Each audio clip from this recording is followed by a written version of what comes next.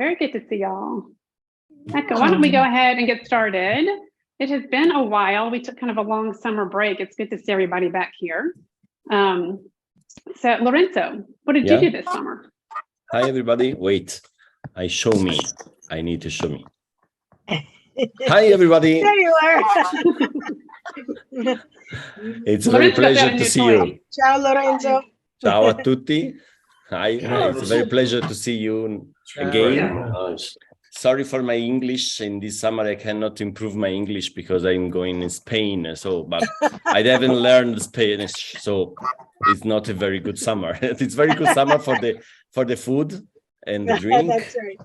and the road. I've been with my motorbike in the mountain across France and Spain, and with my son.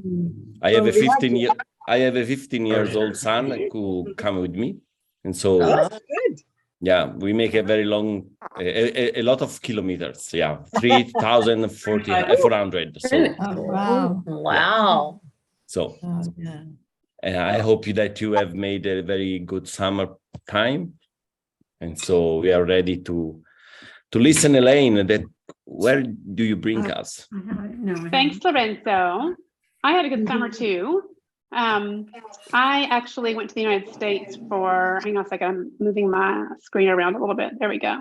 I went to the United States for a little bit to see family, and I was filmed for a little TV show. So when that's ready to go, I'll let y'all know about it when that airs. And I was to Sicily a couple times. Actually, I was doing some research for our Sicily program. And happy birthday to Celia, my traveling companion on the Sicily program. Happy birthday, bon compleanno. Thank you. I show you Celia if you want. Okay. There we go. Bon compleanno. Hey. So we have some Sicily travelers on the line. So I was down in Sicily doing a little bit of research for our Sicily trip, which is happening in November. And I visited some olive producers because I'm making a Sicilian olive oil this year. So stay tuned for that. And visited some relatives. And you can see here in this slide, this is Aunt Francesca, who pulled out her recipe book when I was in Poggioriale. So my family comes from Poggioriale. And Elaine, you went to visit. Okay. No. Go ahead. No. Sorry. No. Sorry. Okay. All right. We still have microphones on, giusto, Lorenzo? Lasciamoli aperti o come vuoi fare? Cosa? Microfoni. What do you prefer? Se li vuoi aperti o no? Chiudiamoli casomai. Ok. Preferisco. Chiudiamo. Riabilitalo, Ok. Okay. Okay, can y'all hear me now? Okay, good. I was getting a little background noise. So again, I was in Sicily to do a little research for our trip, and then went to see my relatives, and they live in the Beliche Valley, which we're going to take a look at. And here's Aunt Francesca with her recipe book. So that's how the idea for this program came about. So we're going to visit the northwest corner of Sicily, right here, the province of Trapani, and it's again where my ancestors came from. And Sicily really is this kind of land of myth and legend, beauty and contrast. So we're going to take a look at some goings on and some monuments here in the northwest corner of Sicily. This is the town called Trapani, which is the provincial capital. The historic center is just this narrow little bit on this peninsula out here. And in the background, you can see the Egadi Islands offshore, Favignana, Levinso, and Marettimo. So I also went there this summer with some of my relatives, and I'll show you a little quick slide of that in a second. So in this series of virtual visits that we've been doing since the start of the pandemic, basically, we have seen a couple of monuments from this area, such as the cave paintings, the prehistoric cave paintings in the Egadi Islands. So this is where we were over the summer, and it's a lovely little spot for a beach vacation. You can see it's kind of nice seaside atmosphere. And the caves here, in the caves, in these kind of mountainous islands, they found these paintings that date back to the Upper Paleolithic period, so about 10,000 BC. And this is the earliest testimony we have to tuna fishing on Sicily. I love that. So you can see these little men kind of dancing around, and they've actually painted their prey, which is the big tuna over here. We also have seen in some depth the dancing satyr from Mazzara del Vallo. This is an ancient Greek bronze sculpture. It was recovered from an ancient shipwreck in the 1990s and is on view in the little town of Mazzara, which is on the southern coast of the province of Trapani. This is from the late 4th century BC, Hellenistic Greek bronze, really magnificent piece of sculpture that's on view here in Mazzara. This is a satyr who's dancing. He's kind of twirling. He's whirling like a dervish. He's an acolyte of Dionysus, and he's performing in this meditative dance. So by just these two works of art that we've seen just here, you can kind of give you a hint to the ancient foundations of this area. And legend actually has it that the Elymians who settled the northwest of Sicily, I'm going to go back to the map here. So the whole northwest of Sicily was heavily settled by local tribes called the Elymians who were in this area. So we're going to visit today Erice, Segesta, which are Elymian settlements. We're also going to visit Trapani, Mozia, this little island here, which was held by Carthage, Selinunte, which was founded by the Greeks, and then we'll go into the countryside in the Beliche Valley and end up in Poggioreale. So Erice was one of these Elymian foundations, and legend has it, Virgil actually writes about this in the Aeneid, that Aeneas, he's the Trojan hero, he's the son of Anchises and Aphrodite. So at the fall of Troy, Aeneas, if you recall, actually puts his father, who's an older man, puts his father on his back, and they escape from burning Troy. They actually get in a boat with a couple of their compatriots and sail to Sicily, and they land at Trapani. And soon after they land, Anchises, the dad, dies, and Aeneas buries Anchises at Erice. It was called Erix at the time. So here's Trapani from the sea. And you can see the peninsula that's the historic center, the modern city here. And then way up on this point is this little tiny medieval town called Erice, founded way back when by the Elymians, supposedly descendants of Aeneas. And the first foundation up there is a castle to Aphrodite, which is right here. It was later built onto by the Normans and became a Norman castle. But again, this is sort of one of the original settlements here by the Elymian tribe. So the Elymians were typically not very mighty militarily, but they were fairly wealthy. So they founded several towns way high up for defensive reasons, and they were generally sort of well decorated, right? Well built, well decorated. Here's Erice today. You can see their cathedral there on the left. The town has this really kind of medieval feel to it. You can see the little street there in the center with a little Baroque cupola as well. There's just kind of layers of time on view here. And then on the right are pastries by the great Maria Grammatico, which is kind of a pilgrimage stop if you go to Erice to go to the pastry shop of Maria Grammatico. She makes all sorts of sweets, particularly almond paste sweets, which you can see there in that picture. Another one of the Elymian settlements then is Segesta.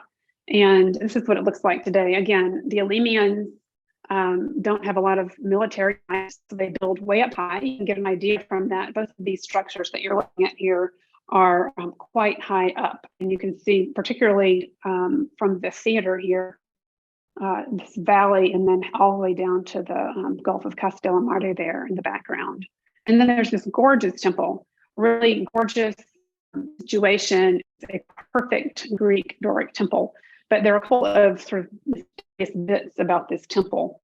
We never finished. The columns were not fluted. The fluting usually happened after the building was complete. So they've been erected but not complete. And there's no roof on this building either. There never was one. So that's kind of odd. And more odd yet, the Elymians did not worship in temples like this. This is a Greek temple. And right here, smack dab in Elymian territory. So what we think is going on here is that in the mid 1400s, the Elymians built a Greek temple in order to lure Athens into defending them. And they needed defending against Selinunte, who was to the south. So Selinunte is really trying to grab all their territory. So here's that map again. here's Segesta, here's Selinunte. Selinunte is a powerful Greek city, and they're trying to kind of eat up all the territory up as far as Segesta. And Segesta is not real happy about this. The Elenians are relatively peaceful. And again, they can't really defend themselves, but they don't want to give up their territory. So the first thing they do is they ask Carthage. You can see on the bigger map here, the Mediterranean is really controlled by Carthage and by Greece in this point. So we're about 500, 400 BC. Carthage controls the Western Mediterranean. Greece controls the Eastern Mediterranean. Carthage is trying to keep control on all maritime trade, and Greece is really trying to colonize and take over property. They want territory, and that's what they're doing. That's why Selinunte is here. Selinunte is here to establish the Greeks in this territory, and part of their job is to take over ever more territory. So you can see easily here that the Carthaginians and the Greeks are butting heads right here in the northwest of Sicily. So it's all kind of coming to a head. So Segesta is worried about their losing some of their territory. They first do ask Carthage. They've been getting along, sort of, cohabitating with the Carthaginians for centuries. The Carthaginians prefer not to get their fingers dirty in any of this Greek stuff, and at first they decline. So Segesta builds this temple and asks Athens to help them out. So Athens is over at Sicily, and Sicily is full of these colonies that are Greek colonies, but they've actually gained so much wealth and power, and they're really striking out on their own. And Athens is not happy about this. So Sicily is looking like a bunch of upstart colonies, and Athens is really not happy about it. So Segesta says, please help us out. We're going to build, look at this awesome temple. We can build this perfect Greek temple. They actually send missionary emissaries over there. This temple is, shown to these guys who decide, okay, we're going to back up Segesta. But this is a pretext for trying to crush Syracuse, because Syracuse now is really taken up too much of a power position. So the Athenians in 415 BC sail the Athenian armada over to Syracuse, and they are promptly sunk. The Syracusans there's a relatively brief naval battle. The Syracusans manage to sink all their ships, and they all just have to go home somehow. So the Athenians lose. Syracuse is stronger than ever, and Segesta is really just back at, now what are we going to do? So they go back to Carthage. Carthage agrees. Carthage doesn't like one bit what's going on now. So as soon as that happens, as soon as the Athenian army is beat by Syracuse, Selinunte is that much stronger. So the balance of power over here is really starting to be uneven. Selinunte is kind of out of control, and Carthage, who's got a base here at Motia, is really not very happy about it. So here's Selinunte as we see today. So again, this is a frontier town. This is built by Greek westward expansion. They have manifest destiny. They want to take over the entire island of Sicily. They build here in 650 BC. That's just about 200 years before they start encroaching on Segesta's territory. And the first thing that they build is eastern sacred area, which you can see here in the foreground. There are actually 4 temples there, and they are gigantic. Some of them are standing, some are not. The rubble that you see is result not of war, but of earthquakes, later earthquakes. But the temples, imagine them, there are 4 of them, and they are huge. Look at that woman walking up the steps. The inset that you see there on the right is a different angle of the same temple that you see standing there on the left. And there's a woman walking up the steps. So you can really get an idea of the scale of these temples. They were whitewashed. They were gleaming white. The architectural details were in blue, red, and yellow. You can actually see some remains here from some of the triglyphs that have fallen down in later earthquakes. So they made a grand, mighty impression from sea and from land. So anybody who's approaching this town knows that they're going to have a lot to deal with if they think they're going to try to take over or fight with or recover their own territory from Selinunte. So that's kind of Selinunte's story. They're here on the western edge of Greek-controlled territory, and their job is to kind of push west. So the first construction are the temples, and then they construct a residential area here at the Acropolis, which is back here, and it's heavily fortified. they are, of course, in contested territory. So here's what the Acropolis looks like. It's on a lovely site above the sea. They've got great ports. They've built walls all over the place. They've completely surrounded themselves. They're on a high plateau and surrounded with walls so they can protect themselves. You can see this temple here is right here. This is the main road. I'm actually standing on the main road looking north, and here's the north gate, which is what you see up there on the upper right. So this gate actually shows signs of what happened in this period after Carthage decided to stand up for Segesta.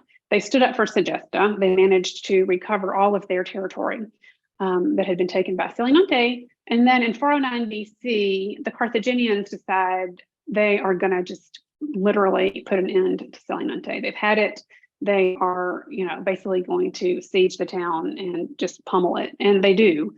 Selinunte has very powerful allies, but they're all fighting in the Peloponnesian War. So, Syracuse, all of their soldiers and their navy is in Greece proper. So Selinunte is basically unprotected. They have their own army, but they could not stand up to anywhere. I think it was 50,000 to 100,000 Carthaginian troops who kind of did a surprise march on Selinunte. And you can see the evidence of that.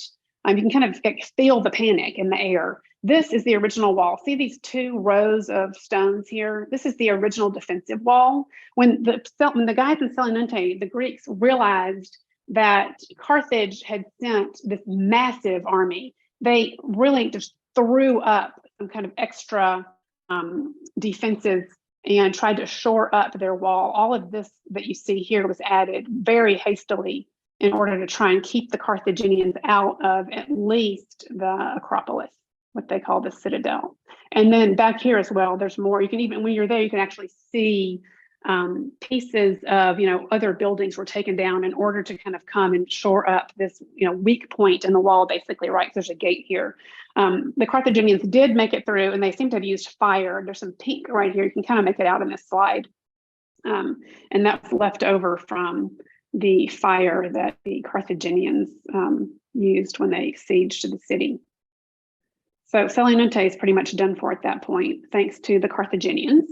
The Carthaginians have a base here at Motsia. So the way they have traditionally been controlling trade in the Mediterranean was by setting up these fortified ports and what they call importia. So they're trading, right? So they have importia, which are basically huge storerooms, and they're fortified as well, where they kind of keep their goods.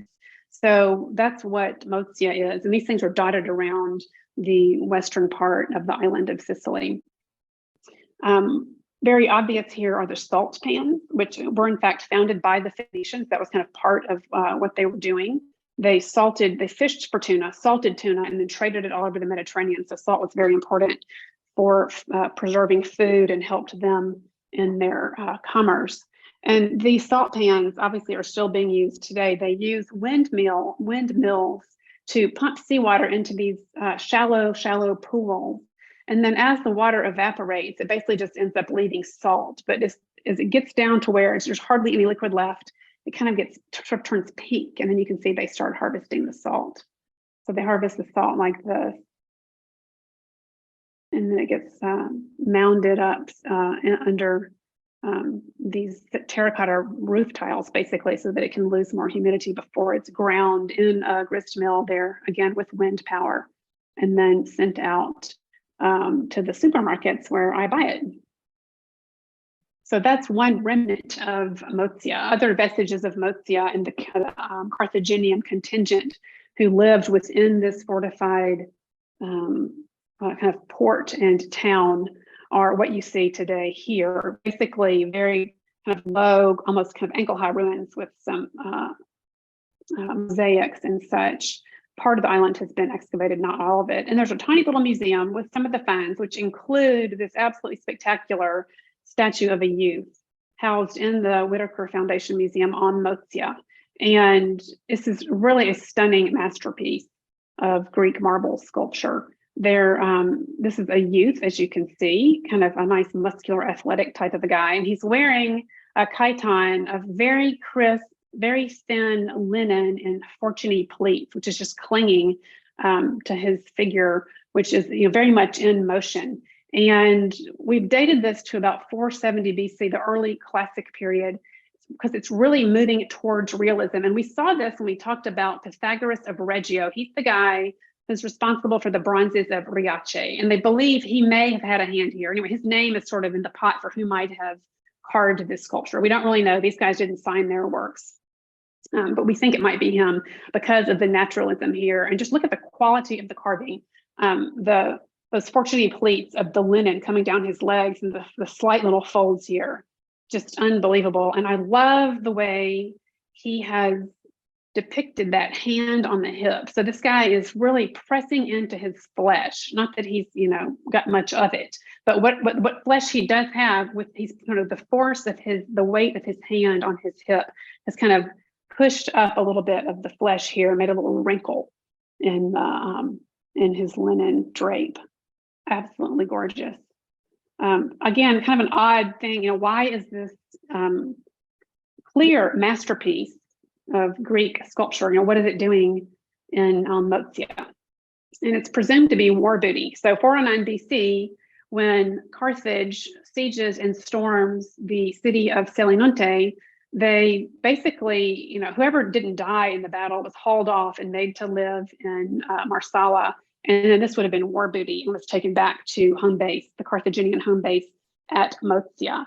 But when it was found, it was actually found, he was missing his feet and his arms, and he would have had a metal helmet. He was missing those pieces, and he was actually laying in a layer of rubble that is dated to 397 BC. So this is about, 15 years after Mozia crushes Selinunte, the Greeks come and get him back, and the Greeks just pummel Mozia. So they're doing this kind of back and forth, kind of trying to figure out how power is going to balance out here. And what ends up happening is that neither of them come out on top, because Rome comes in and they fight the Punic Wars. So by the mid 200s, Rome just takes over everybody, takes over Carthage, takes over Greece, and the entire island of Sicily is under Roman control. And that happens on 10 March 241 BC, after a major naval battle that took place right here in the channel between Trapani and the Egadi Islands. And they're still hauling up, bits and pieces of these Punic and Roman warships. I mean, literally, I think just a couple months ago, they hauled up a piece, and there were so many ships went down out here that they're still really finding lots of relics underwater. So Trapani is clearly in a very strategic point. Again, this is the city of Trapani. The historic center is right here. It saw a lot of action during the Punic Wars. The Crusaders came through here. There was a major commercial port here. So there were consulates from all the maritime powers. Think about Genova, Pisa, Venice, France, Spain. They all had consulates here. Diplomats were here. Commercial outfits were here. When the Spanish came in to basically take over Sicily and all of southern Italy in the late 1200s, they landed here at Trapani. Spain ruled Sicily and southern Italy in one form or another for 500 years, and Trapani was the closest port to Spain. So you can just imagine kind of the type of traffic that was coming through here. So the city today is kind of got a little bit of all this. It's super pleasant. Here's that point that goes out into the water, which finishes with this great Spanish watchtower. This is actually Main Street. So you can walk back up along the peninsula and you end up at Town Hall, which is here. So the city of Trapani is quite lovely. There really aren't any must-see monuments or must-see sites, but it's a great place to visit. It's kind of a jumping off place for the island, so you can stay for a couple days and really just kind of enjoy the city center, which is full of really nice Baroque architecture, ecclesiastical architecture, also private. There's a really charming little museum that's in a Carmelite monastery from the 1300s. They have kind of a nice collection of all sorts of stuff. Sicilian sculpture. This is the Genie family from Palermo. This painting collections are from the two wealthy families who were living in Trapani, but you can kind of see that they had foreign connections, right? This on the left is Oderzio. This is a Neapolitan painter from the Gothic period. On the right, Giuseppe de Ribera from the 1600s. Interesting collection also of Sicilian decorative art, good ceramics. I love the floor tiles. This is a large panel which is depicting the matanza. So that's the traditional tuna fishing procedure where they like hang nets underwater and divide them into rooms so they can kind of channel all the tuna in so they can then fish them.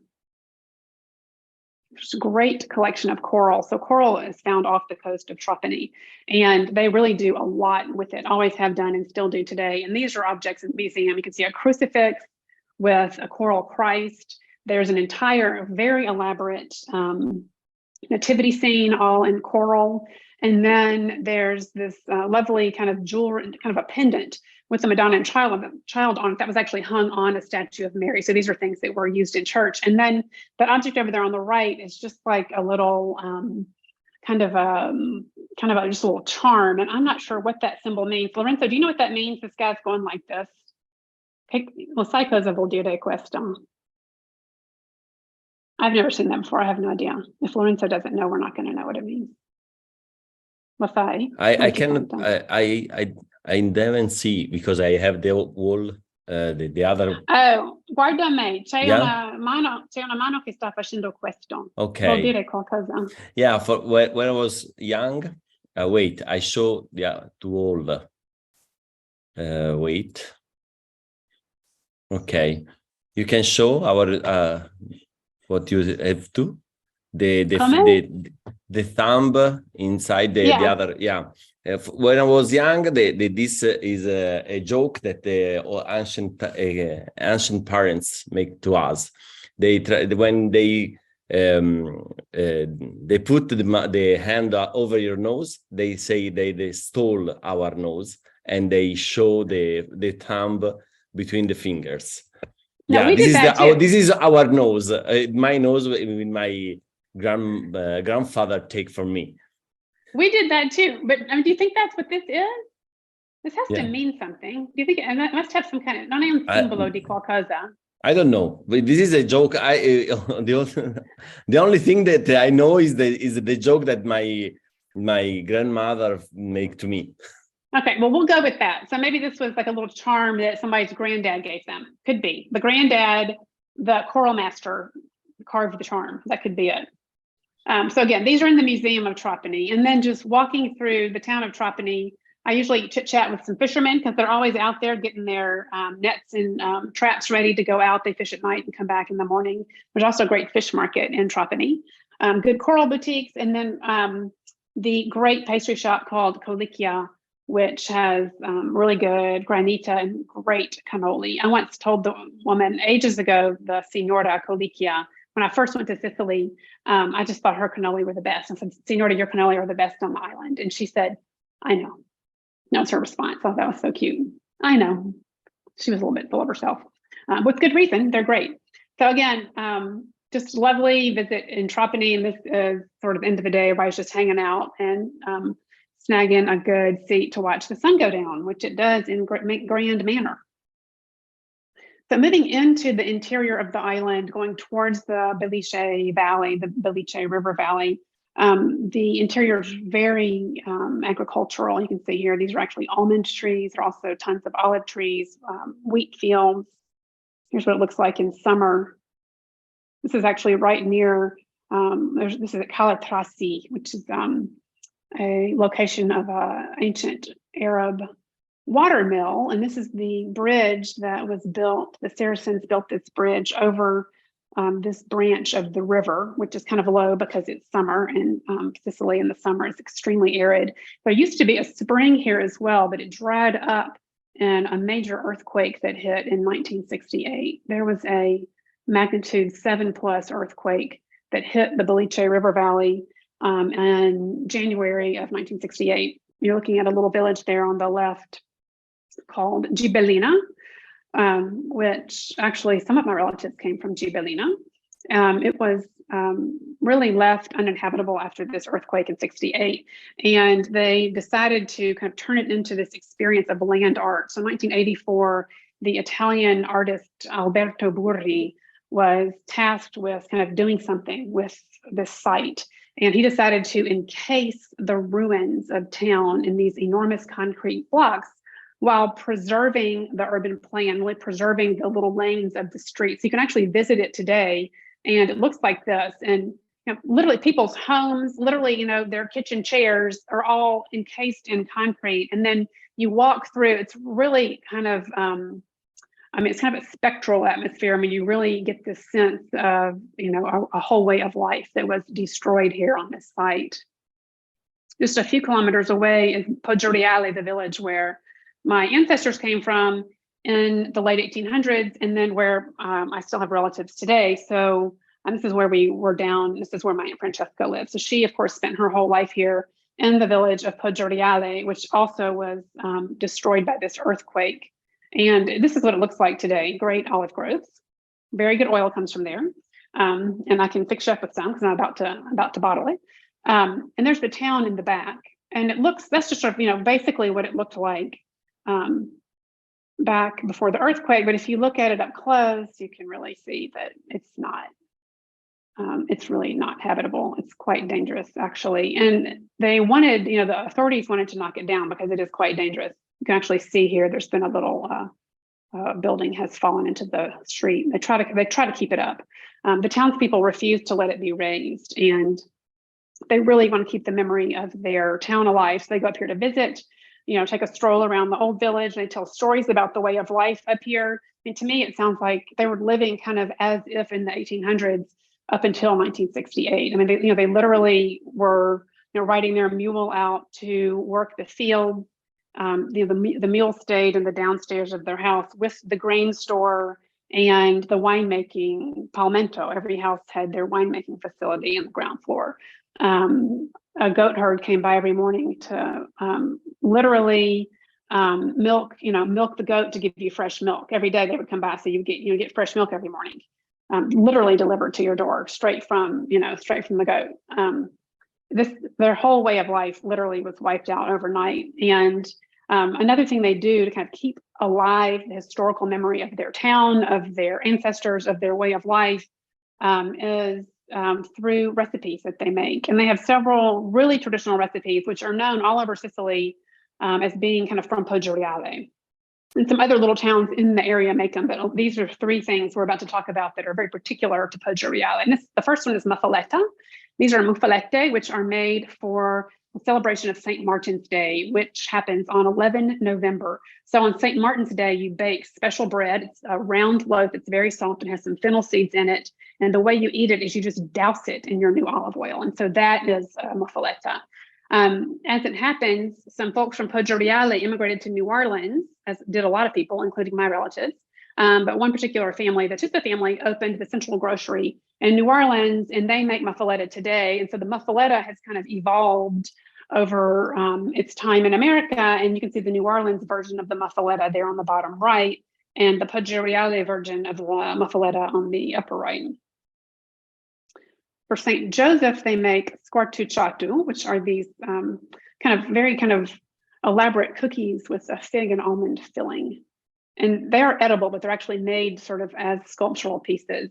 And they all are symbols that somehow relate back to St. Joseph. And if you look at the decoration, it's kind of the never-ending tree of life theme. Like, for example, this one starts and this lacy pattern never ends until it gets to the other border, right? It just branches out, but it doesn't truncate. It just goes all the way to the far border. And they're used on St. Joseph's Day altars. And here's a St. Joseph altar that was erected in Poggioreale on 19 March.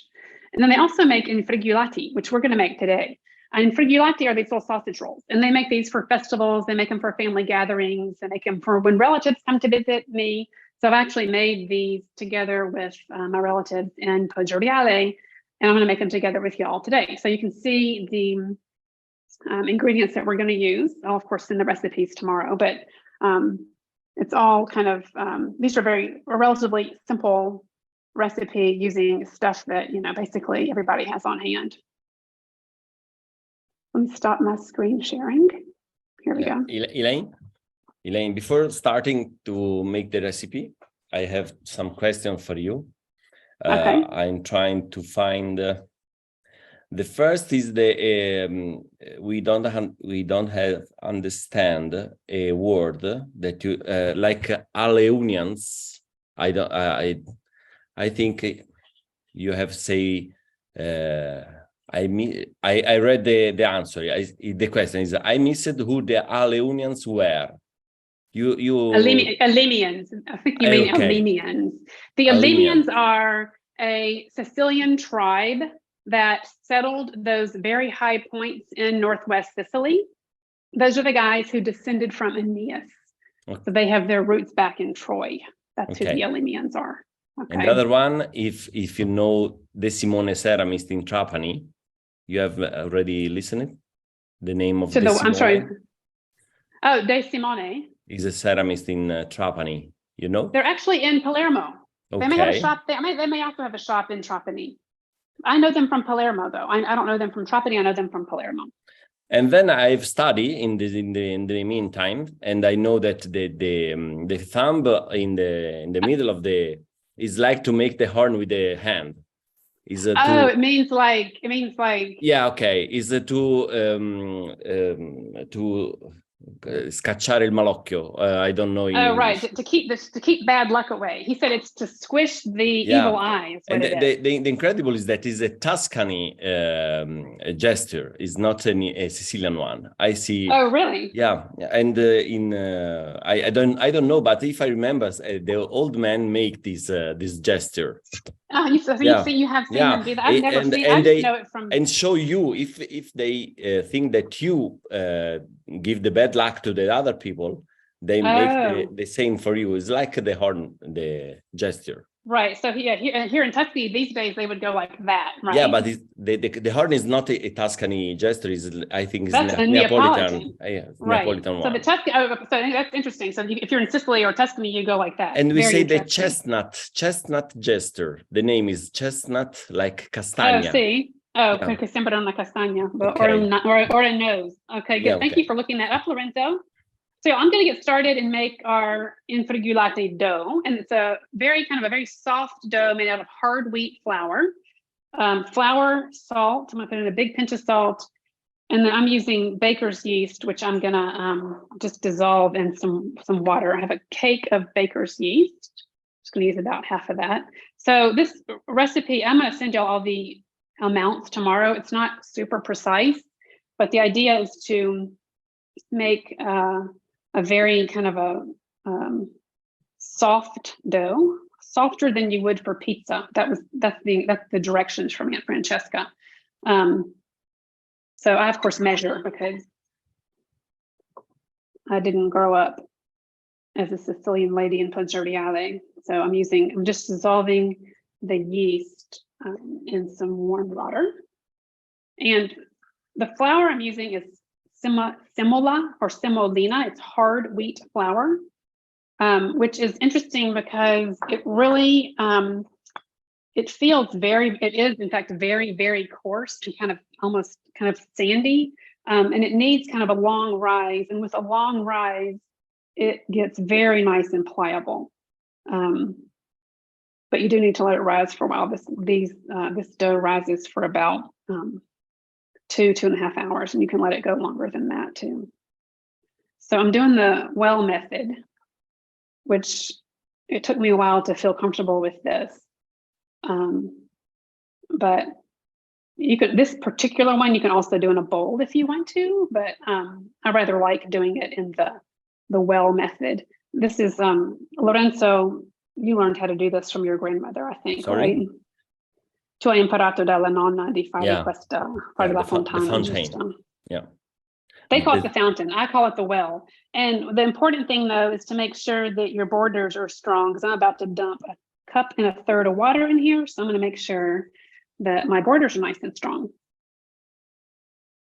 The dough is made of this hard wheat flour. It's made with again, baker's yeast, water, a decent little amount of salt. We're going to add some more salt as well. And then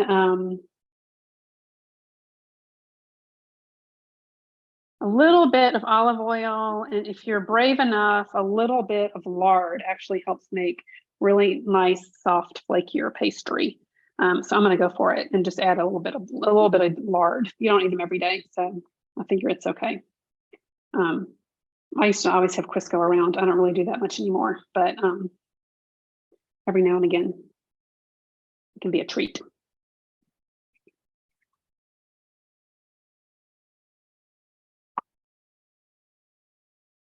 I'm just kind of slowly mixing until it gets thick enough to mix with my hands and not fall on the floor. I'm just trying to make sure it's thick enough that I can break the borders at a certain point. So I'm really just taking flour from around the edges, and I'm going to use this handy pastry scraper, which is basically, I think, one of the most important kitchen tools that you can have. Elaine, we made a lot of that kind of dough in the other lessons, but Dough, now, we have made a lot of dough. Okay, we now you now only use semolina, not other kind of flour. This is only semolina, 100% semolina, and they call it rimacinata. Okay. Farina rimacinata, which is hard wheat that's been ground twice, so it's very, very fine. And you can actually find this in the US. I'm gonna, tomorrow when I send the recipes, I'll let you know where you can buy this. You can also, in most stores, you can just find what they call semolina, but it's a little bit coarse, and this needs to be fine. And you can just run it through the food processor if your store doesn't have the super fine kind. It needs to be super fine, or it really won't. I don't think it won't get nice and smooth. Your dough won't be nice and smooth. So I'm going to add now a little bit of olive oil. This is a mock-up of my olive oil on the way this fall. We haven't started picking yet. We're going to start picking next week. It's called olio della donna. So keep your eyes out for that. We cannot see we cannot see the picture. I'll bring it up. Yeah. I'll bring it up and show you the Thank labels in just a moment. I will do that. So we need a couple of tablespoons of olive oil, and then I'm going to put in a nice little dollop of strutto lard, because it makes it kind of yummy. There we go. And I'm just going to knead this together. Again, the dough scraper really helps. And this is such a kind of a wet dough that it would be kind of sticky, but there's enough fat in here that it's actually not sticky. So it's kind of an easy dough to make, because it just does not stick to you or the table. So I'm going to knead this, and I'm going to ask Lorenzo. So today, I think some of our friends who are usually online are not with us today, because there's a big football game in Mississippi. Mississippi is 21-0. Oh, no way. Yeah. That's great. Okay, good. Very good. Glad to know that. So our friends who are usually with us, who are not, because there's a football game, are going to be happy. If someone think that we are lucky for Mississippi, we need to make this lesson all the week. Right. I know, we should do it during the week. Otherwise, yeah, going on in football season is never really a good idea for the numbers. Right, Lorenzo? We have more people when it's not football season. Justo. I'm just kneading this until it gets kind of smooth.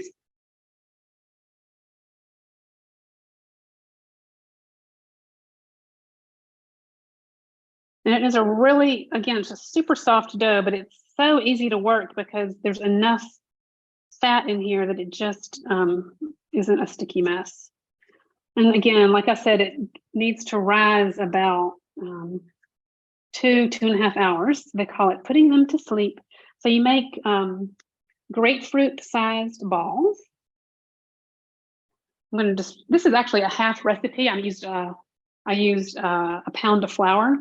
And that's pretty much a half recipe as the recipe was given to me. This is one of those recipes, though, that you really make in quantity.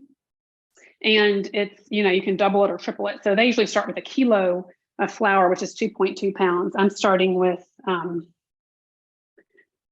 just making a half of that. So you can always make less, you can always make more.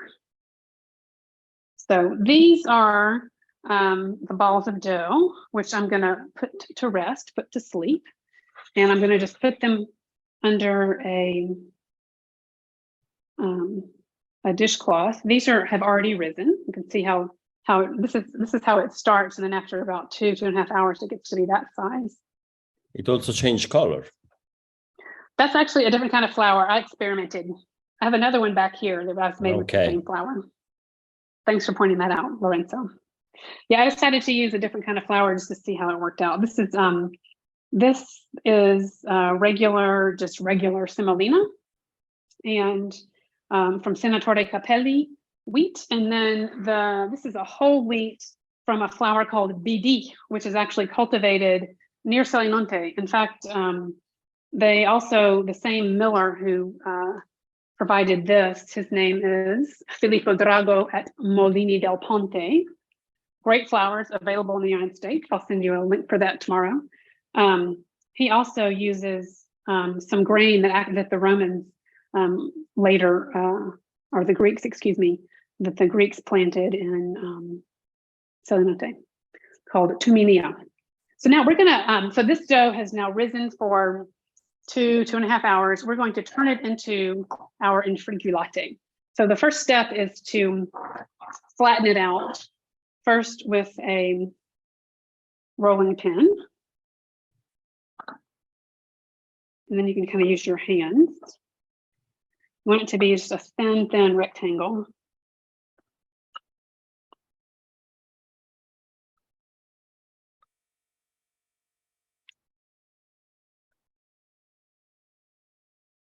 It's not very rectangle-y, but that's okay.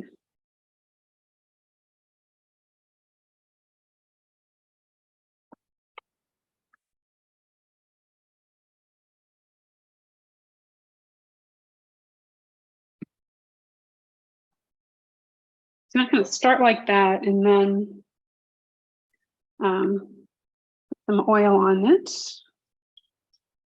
And you can kind of use your hands to then spread the dough out a little bit farther.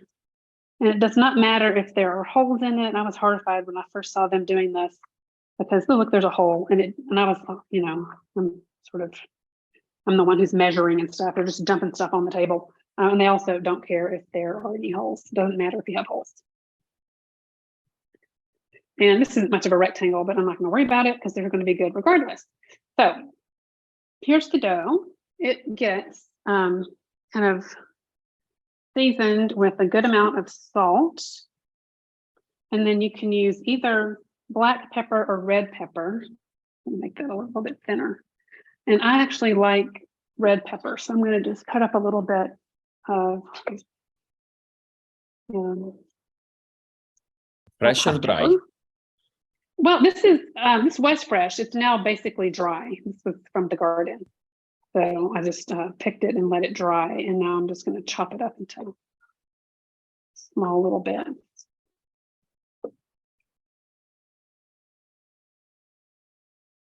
So salt, red pepper, or black pepper, if you prefer. I kind of like it better with the red though. And then we're going to put on some sausage. So this is sausage that I bought from the butcher here where I live in Tuscany, which is where I'm coming from. Take it out of its casing. Y'all can also you can use breakfast sausage, which I sometimes recommend. It's funny because sausage in the United States is often Sicilian sausage. So this is a Sicilian recipe. So you can actually use the sausage that you find at the butcher counter. So you just kind of literally smear on bits of sausage. So this is, of course, is Tuscan sausage because I live in Tuscany, which means it doesn't have any fennel in it. And I'm going to take care of that by adding some fennel on so that it will taste like the real deal. But not all the Tuscany sausage have the fennel. No, this does not have any fennel. No. have only salt and pepper. No, infatti, no, dicevo, questo non ha finocchio. Ah, okay, okay. Ma lo aggiungo io. Okay. The Sicilian one has a fennel? Sicilian sausage has fennel. Okay, I Non don't know. sapevi? No? See. So Sicilian sausage has fennel, and oddly, it's because there are so many Sicilian immigrants in the United States. Italian sausage in the United States almost always has, or did for a long time, always had fennel in it. I have a question about from Paul that asked me if I'm okay with fennel added to the Tuscany sausage. In Tuscany, we use a lot of fennel when you cook for pork. We use a lot of fennel. Also in fennel seeds. We have also a salami. The name is finocchiona. Finocchiona is a salami with fennel. Finocchio is fennel in Italy. So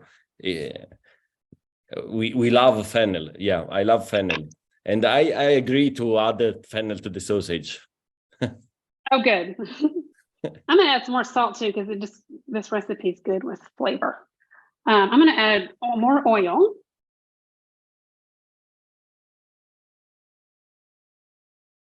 Here we go. And then onions.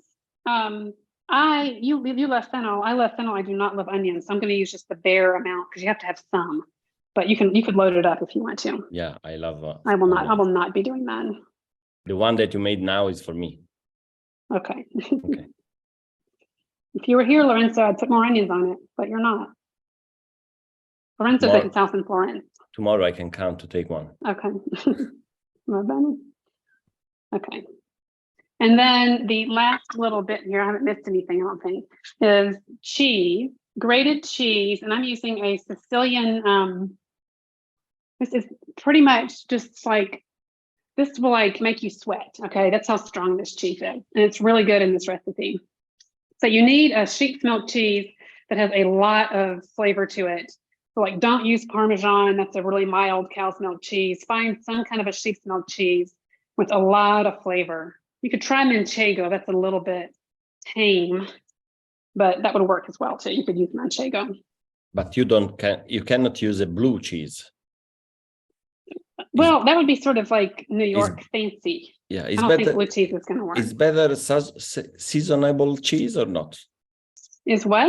Un formaggio stagionato. Oh, seasoned, aged cheese. Seasoned, yeah. Seasoned, yeah. Aged sheep milk is what you want. I'm now rolling these up. I'm going from the long end and I'm making a long cylinder. You want it to be kind of tight. Doesn't matter if it rips. No one's ever going to know.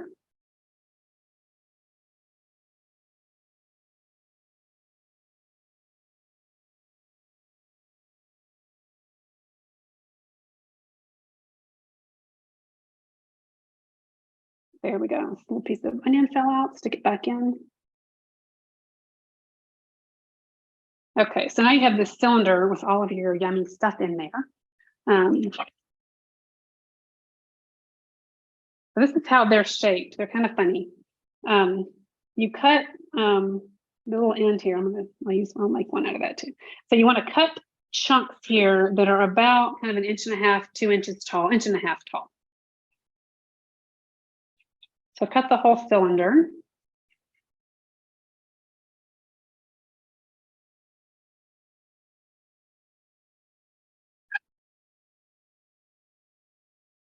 So the way then to form the infigghiulati, this is kind of funny. I'm gonna do it here, and if y'all can't see it, then I'll come closer.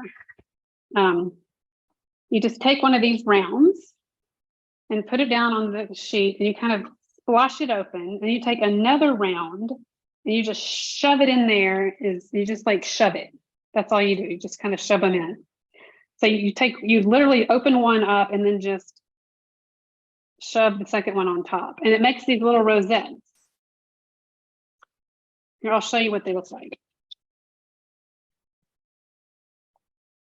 There, see how it just kind of makes a rosette?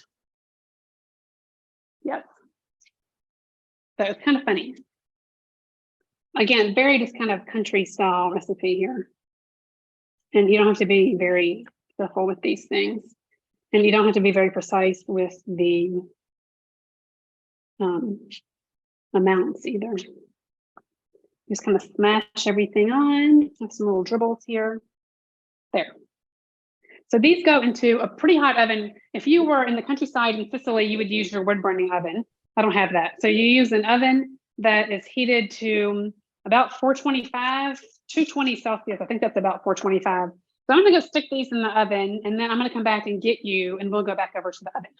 Elaine, I make a question to you.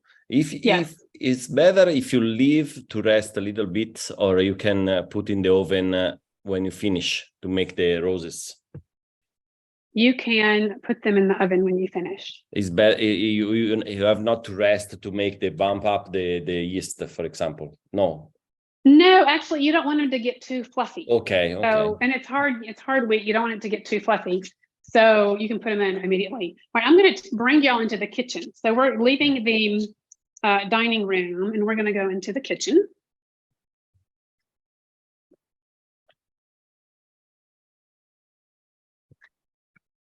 Un po' più a sinistra. Così. Ferma. Ok, perfetto. Okay, good. Okay, and here are our lovely infigghiulati. Look at them. Aren't they gorgeous? Yay. You can open one for us? I will. Here you go.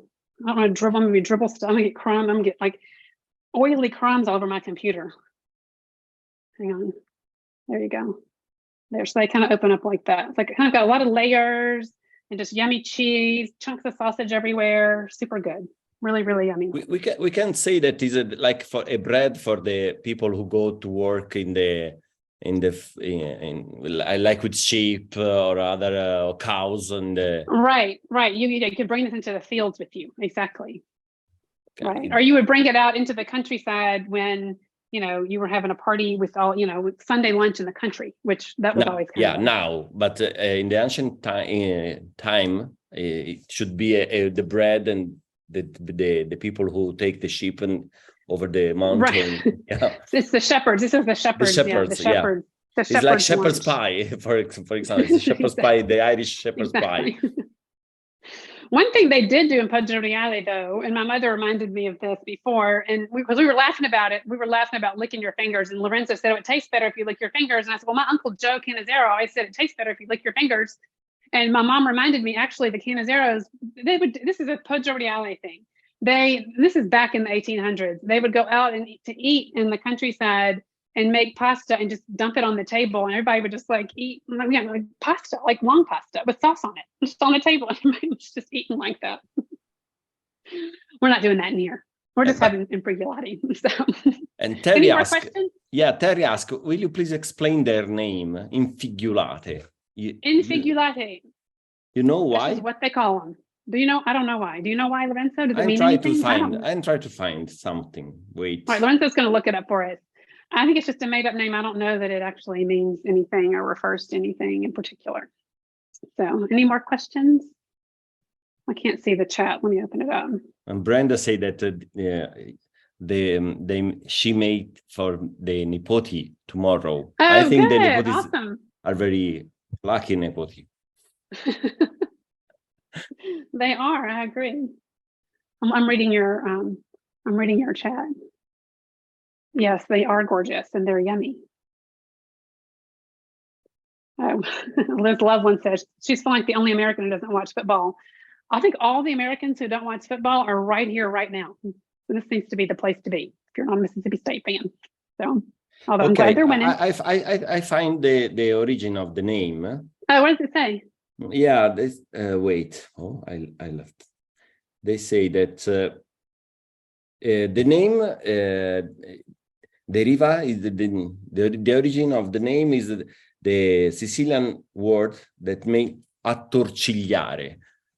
Okay. Attorcigliare means like twist. Yeah. So this has something to do with the form, which is just the way all the layers are like kind of wrapped around each other, sort of. Yeah.